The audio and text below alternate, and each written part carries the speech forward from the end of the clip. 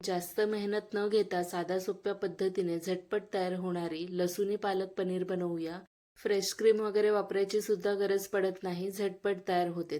त्यासाठी मध्यम आकाराची पालकची जोडी घेतली, ती निवडून स्वच्छ धुवून घ्यायची 4 ते 5 पाण्यामध्ये.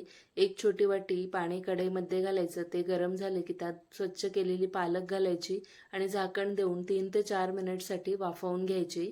पालकचा हिरवा रंग बदलू नये त्यासाठी गरम पाण्यातून ही पालक पटकन काढून थंड पाण्यामध्ये घालायची आणि 1 मिनिटसाठी ही ठेवून द्यायची. त्यानंतर ही पालक मिक्सरच्या भांड्यामध्ये घालायची. तिखटानुसार हिरवी मिरची, थोडंसं आलं घालायचं आणि एक प्युरी तयार करून घ्यायची.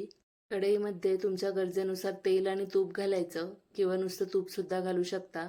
त्यात 1 छोटा चमचा जिरे, भरपूर बारीक चिरलेलं लसूण, 1 लाल मिरची हे सगळं घालून ते हलकं फ्राय करायचं. त्यानंतर 2 बारीक चिरलेले कांदे घालून तेही मऊ करून घ्यायचे. मग 2 मध्यम आकाराचे टोमॅटो बारीक चिरलेले घालायचे.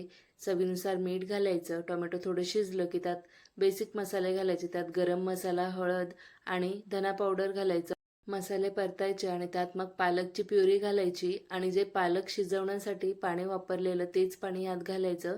मीठ कमी वाटते म्हणून पुन्हा मी मीठ घातलं, मिक्स केलं आणि 3-4 मिनिट झाकण देऊन ही पालक शिजवून घ्यायची. ही भाजी शिजली की मग त्यात पनीर घालायचं 200 ग्रॅम. तुम्ही कितीही घालू शकता, कमी जास्त करू शकता. 1 चमचा कसुरी मेथी क्रश करून घालायची. पुन्हा 2-3 मिनिट शिजवायचं. मग ही भाजी तयार आहे. त्यानंतर तडका देण्यासाठी तडका पॅनमध्ये 1 चमचा तूप गरम करून त्यात भरपूर बारीक चिरलेलं लसूण फ्राय करून घ्यायचं. 1 लाल मिरची घालायची आणि मग ते फ्राय झालं की गॅस बंद करून 1 छोटा चमचा लाल मिरची पावडर घालायचं आणि हा तडका भाजीच्या वरून घालायचा. मस्त अशी साध्या सोप्या पद्धतीने लसूणी पालक पनीर तयार झालेले आहे.